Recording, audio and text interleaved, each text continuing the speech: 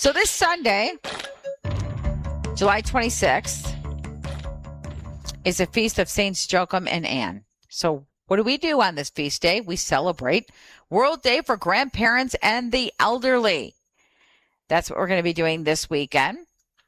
And to talk with us about that is our next guest. We're trying to connect with Steve Ray. You all know him. He's no stranger to Catholic radio and Ave Maria and Epiphany. He's a convert to the Catholic faith and a popular author, speaker, and pilgrimage leader. He's been to the Holy Land, exploring, filming, and leading thousands of pilgrims. Steve is a regular guest on Catholic radio and TV, including Catholic Answers, Ave Maria, and EWTN. His books include Genesis, a Bible study guide and commentary, and he's joining us on Epiphany today to talk about World Day for Grandparents and the Elderly. Welcome, Steve, to Epiphany. Well, thank you. I'm always happy to join you, but I don't know anything about the elderly, but I can talk to you about grandparents. Okay. All right. We'll let you slide on that part there, Steve. Okay. I'm 72 this year, so I am getting, I guess some people would say that, but I don't feel elderly. And we have 21 grandchildren. And what's really kind of cool is we had our very first great-grandchild, and we had the baptism at St. Thomas the Apostle in Ann Arbor on Sunday. And, you know, Vanessa, it was a little bit surreal, a little dreamlike almost, seeing up there a baby being baptized and knowing it's my daughter's son's baby. Aww. And her name is Philomena Maria. I love it. That was a pretty special day. And by the way, July 26th is a convergence of two feast days for grandparents. The one that John Paul II started, which was for grandparents and the elderly. He started that day every year, but it's converging at the same time with the feast day of Joachim and Anna, which was the original grandparents' day because they are the grandparents of Jesus. So we have 2 days converging, and that's why I thought it would be kind of fun to talk about grandparents with you today. I love it. And let me tell you, Steve, God willing, we all have your energy at 72 years old and older. I mean, you are still going on pilgrimages. And you've been going to the Holy Land, I don't know how many times now. And so you have an amazing energy and leading people on pilgrimage and sharing the good news with all of us. So how are you celebrating as a grandparent and great grandparent now, World Day for Grandparents and the feast day of Jesus's grandparents? How will you be celebrating? Well, we celebrate it all year. We don't do anything on that day, supposedly. But just today. Okay, I have a grandson who loves lawnmowers. Ever since he was a baby, that he'd go, oh, when he'd see a lawnmower. And he hasn't lost that love for it. So I got a phone call this morning. Papa, he said, I got the day off today. Can I come over and mow your lawn? Well, I have a new Ryobi battery-operated mower. So Janet and I said, sure. So we went and picked him up at his house, brought him over here. He mowed the lawn while I did some trimming and things. He kept looking over to make sure he had my approval, and he just had so much fun. Took him an hour to mow the whole thing, and he's so careful about getting straight lines. And then I said, are you hungry yet? Well, let's go get something to eat. So we went up to Home Depot, and we did guy stuff up there, looking at tools and everything. And then we got some lunch and brought it home and ate it. And now I just got done teaching him how to use the lemon squeezer. It's an automatic one that goes, and he's now drinking his own homemade lemon juice. That's what grandparents are supposed to do. I just wrote an article for Catholic Answers magazine. It'll come out by July 26th. They're trying to time it to the day. But it's called Grandparents. And in it, I say that I saw a bumper sticker. I've seen it several times. And it says, we are spending our children's inheritance. And I know they think it's funny, just like you laughed. I mean, you and I both know what that means, though, that they are spending their money with no concern for their children or their grandchildren. And I said, this is not what grandparents are supposed to be. No. Grandparents are supposed to be involved in their grandkids' life. And in my article, I say that we are the connection to the past for them. Without us, they don't have any foundation. We're the connection to 100 years ago. We tell them the family stories, the family tradition, our family Catholic faith. We teach them that, and they see it in these old people. And we say, we're old and it worked great for us. Keep it going, guys. Don't ever abandon. And then we are the catapult to shoot them into the future. Yeah. We say, go, you guys can do it. We did it already. We're old now. You guys go out and you conquer the next generation and do it. But we're also in the present time an anchor for them. We give them the security and the anchor of having family.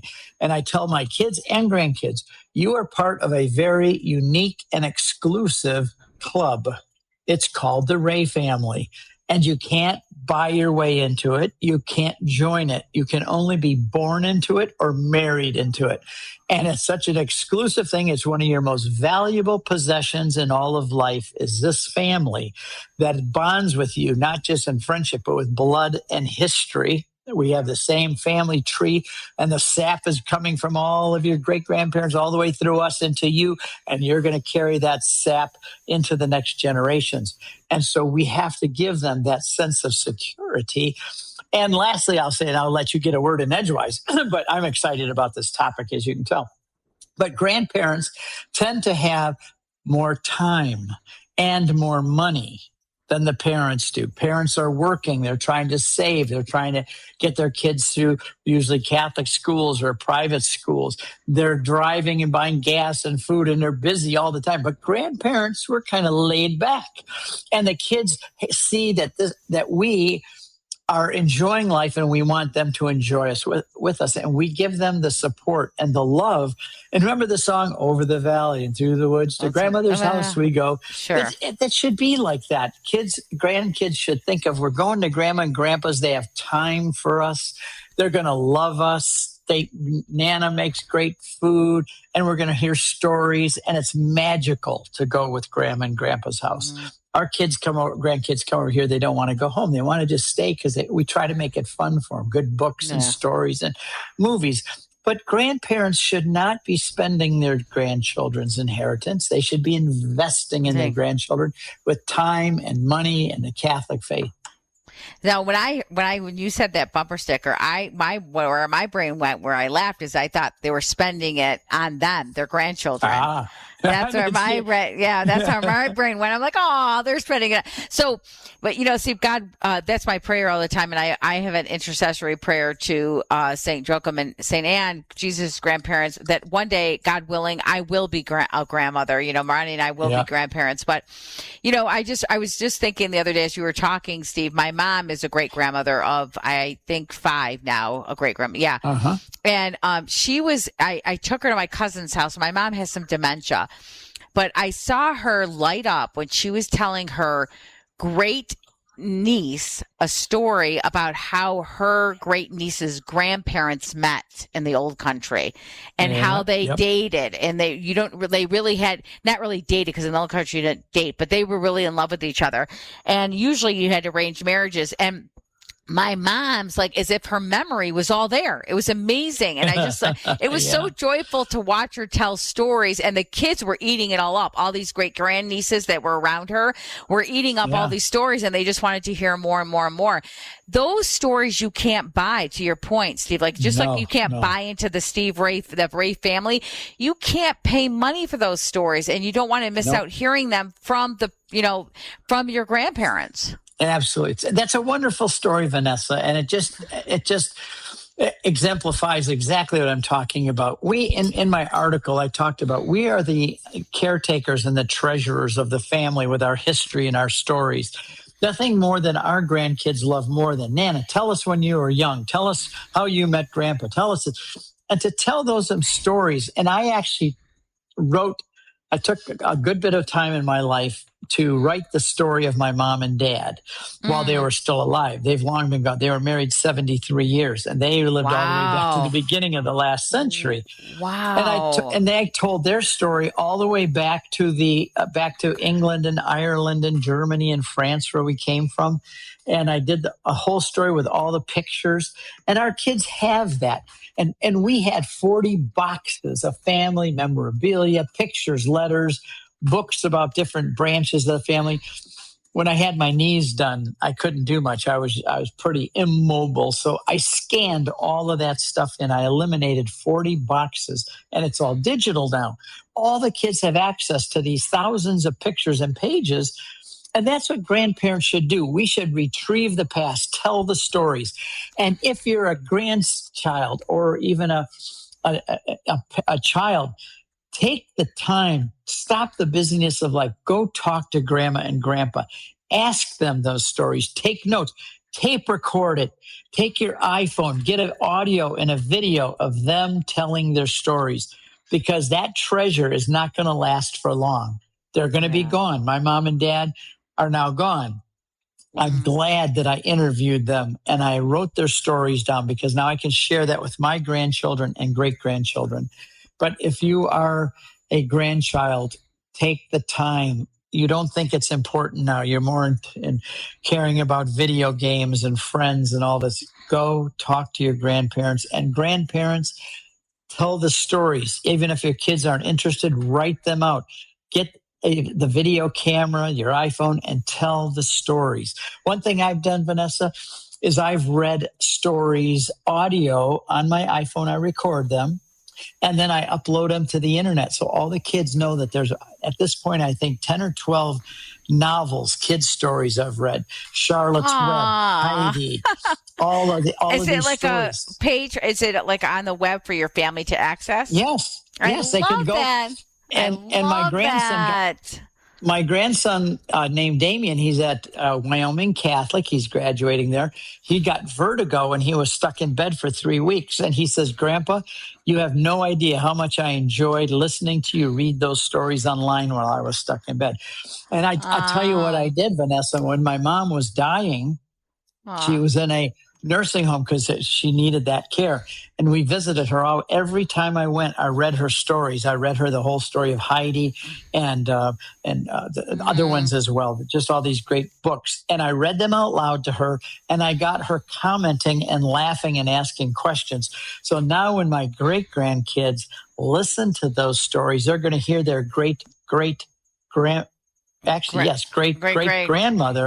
talking and asking questions and laughing in the background while I'm reading those stories. These are the kind of things that we as grandparents need to do for our grandchildren. And it establishes them in the family history.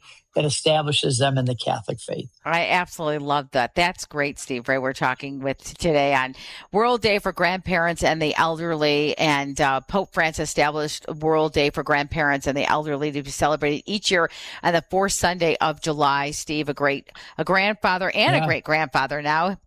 And what a complete blessing. I can't wait for that day. And like I said, Steve, I pray that, God willing, I'll be a grandparent myself. And I have such fond memories of my grandmother. I have to tell you a funny story, because you go to the Middle East and you know the Middle East and you know the candy that's different from America. And I shared some Middle Eastern candy with a friend of ours who was over for dinner yesterday. And it was apricots, and then another one was sesame. And I said, my favorite childhood was digging through my grandmother's purse to get this candy out. You know what I mean? I mean, that was my childhood. I remember going to church with her because she was a daily church goer, daily communicant. We'd walk to church in Detroit at 7 Mile Woodworth. There was a church, and we'd walk there together, and I'd be digging in her purse trying to get this candy out before as we were walking home. What a great memory. Yeah, it was a great memory. Yeah. I have the same memories, and so do our grandkids. My dad always had a pocket full of Red Hots, those little Red Hot candies. Yeah. And he would give them to all the grandkids, and they knew they could reach in his pocket and pull those out. And when we went to church, Dad made church fun for us. He didn't just go there and close his eyes and pray devoutly and ignore us. I watched so many people, parents and grandparents, go to Mass and ignore their kids. And the kids are bored, and they grow to not like it. My dad took us to church. We were Baptists, but he took us to church, had these little candies in his pocket, was sharing them with us. He'd put his arms on us and tickle our ears and tell us what was going on and help us to read the words for the hymns. But this is what really touched people, is at his funeral. He said, one of the things I want is that when I'm having my suit coat jacket on, I want the pockets full of Red Hots. I want all the grandchildren, when they come up to see me in my casket, to reach in the casket and take a last handful of Red Hots. Oh, my God, I'm going to cry. Oh my God, Steve. No. That and is so every single one touching. of them, that's what they remember. They remember Grandpa. Oh my gosh, that's so beautiful. My dad used to have Wrigley gum in his pockets. I mean, the little memories we have. Steve, I got to ask you, because you have a St. Paul Mediterranean cruise coming up. I don't want to switch up these wonderful stories about grandparents. I love it. But tell us about the St. Paul Mediterranean cruise coming up. I appreciate that. And it's a great thing for grandparents to take their kids on cruises and pilgrimages, because it has a profound impact on their life. And a lot of times parents can't afford it with money or time, but grandparents can afford the money and the time.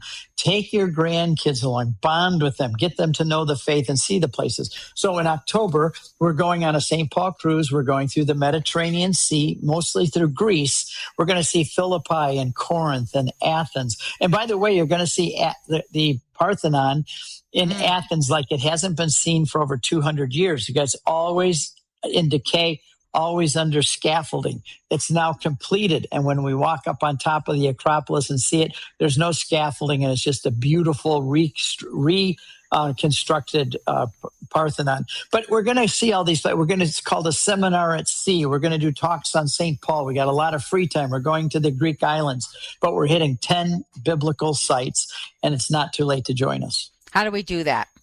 CatholicConvert.com. Look at the top. There's a banner. It'll take you right to the webpage with the brochures, and it has an interactive map. You can see where we're going and everything. Yeah. Thanks for letting me mention that. For sure. And Steve, last question before we let you go. We have about a minute and a half left with you. How do you want your grandchildren to remember you? The same way that my grandchildren remember my father. My father was always available. He was always loving. You could always go to Dad and talk about anything with him. Dad was always available to show you how tools work, how to mow the lawn, how to read a Bible verse. Everybody loved my dad. I want to be like that, where our kids say, we love Grandma and Grandpa, and they come to our house. We want them to remember us, call us if they need us. And we want to be known as those who invested our money and our time and our love into those kids. Steve Ray, always a pleasure to have you on Epiphany. Thank you for being with us. Thank you, Vanessa, and thank you to Andrew. He does a great job behind the scenes. He does. And God bless you, and congratulations on your first great-grandchild. Thank you, Vanessa. Yeah, and may God give you grandchildren soon. Amen. From your mouth to God's ears. Thank you, Steve. Not too soon. Sure. She's only 19, so not too soon. She got to get married first. Find me a good son-in-law for her. Yeah, right? Okay. That's the good first husband. A good holy husband. That's what I want for my daughter. Right. God bless. Steve Ray with us here with us on Epiphany, CatholicConvert.com. He's got a St. Paul Mediterranean cruise coming up. You can find out all about it.